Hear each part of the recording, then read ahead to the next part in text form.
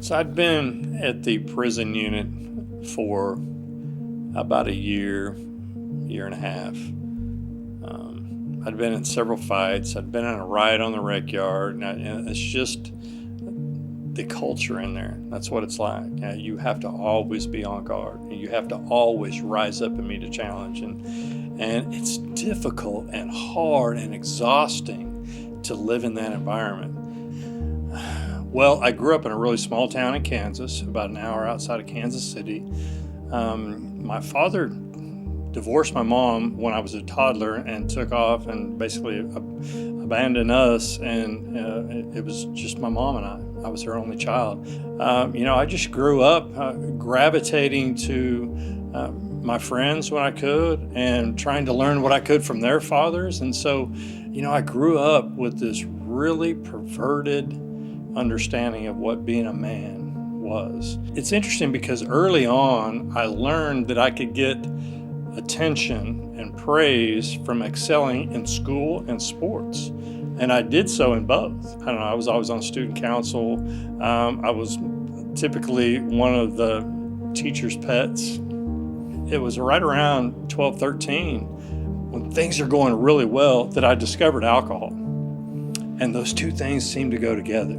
It's this social awakening, love, applause, affirmation and alcohol. And that made me really feel empowered. And so I just wanted that more and more and more. I gravitated to friends, partying, drinking, not very many rules.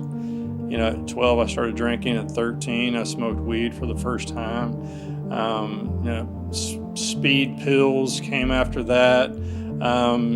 16-ish probably, tried cocaine, acid, really anything that came along.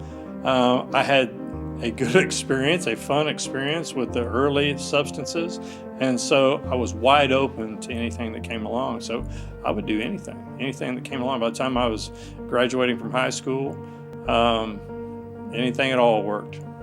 Where did things go awry for me? It came during high school. There was a pregnancy involved, and then an abortion.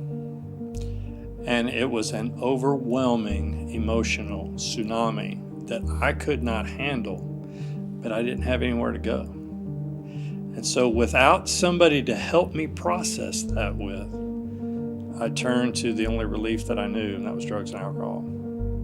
It got down to the point where I went to go meet the guy I was getting my drugs from. I had no money, but I had to have the answer I had found to life. The only thing I had for leverage was a knife. And I took that with me with the intention of, I'm going to take the dope and use this as leverage, and I'll deal with whatever comes after that later. And it didn't go the way I thought it was going to. It went way out of control, and we ended up in a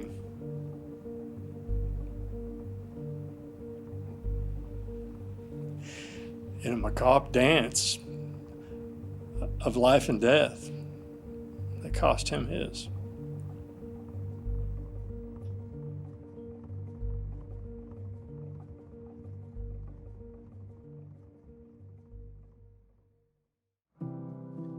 I went to prison with a life sentence. They sent me to the largest prison unit in Texas, about 4,000 men. Demographics there were 18 to 21, fighting like crazy. What I encountered was 4,000 men who viewed masculinity like I did, that you had to prove it, that you had to demand respect, that you had to live hard, speak hard, treat people hard. And that's the view of masculinity in prison, demand respect. And so one day, a guy that I had met and befriended in there came to me and he said, "Hey, I'd like you to go to a prison ministry called Kairos with me. It's coming up in a couple of months." And I said, "Kairos, what's that?" And he said, "Well, what it means for you is 4 days of home-cooked meals. And I said, well, dude, sign me up because the food here is horrible. And I bonded with a Lutheran preacher who had went to Kansas University. So we bonded over that. And to that point, I had never admitted to anybody that I was guilty of my crime. I'd steadfastly denied it at trial, to my family, to my friends, even to the men in prison. I didn't tell the truth. And being around those men of light, I couldn't carry that darkness anymore. It was just eating me alive. Before I could eat their food, I had to wash my bloodstained hands. And so I grabbed that Lutheran preacher by the arm and said, I need to talk to you. He said, okay. So he pulled me over to the side, and I broke down. I just started crying, and I told him everything about my crime, all the details. And he listened so patiently and so lovingly. And he let me regain composure. And he said, Bryan, I am so honored that you would share something so big with me. I get that. And I want you to hear this. I forgive you. And I fell apart. I was snotting and hitching, and he let me get it together. And he said, although I forgive you, you need to ask God to forgive you. And I promise you, he will. All of a sudden, the viewpoint changed. It was about how I could help others. Now, I went back to school, I earned a degree in psychology. I went to church. I went to Bible studies. I went to AA, and I processed my life. I took multiple inventories. I lived transparently.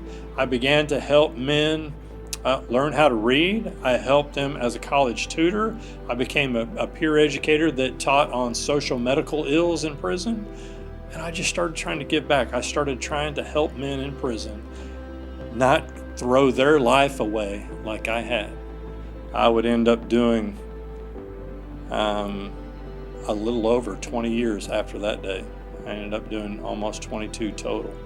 About a month out, when I started interviewing for jobs, PEP offered me a job. They offered me a job as a case manager, helping men when they get out of prison get on their feet. And I found that's exactly what I'd been doing for years on the inside. Ministering to men, trying to make their experience better. Right at 4 years ago, I became CEO of an organization with 30 employees, 2,700 graduates, about 3,000 active volunteers.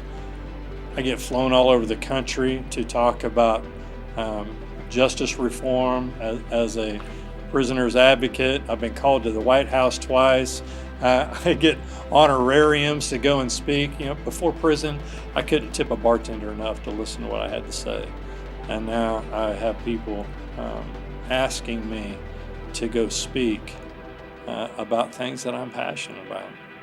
May 28th, 1994, in the chapel in Palestine, Texas, I got down on my knees and I said, God, my life's a wreck. It's a train wreck. It's broken pieces. Take the broken pieces of my life. I'm sorry that it's in such shambles. And it is amazing what God can do with broken pieces. He makes a masterpiece.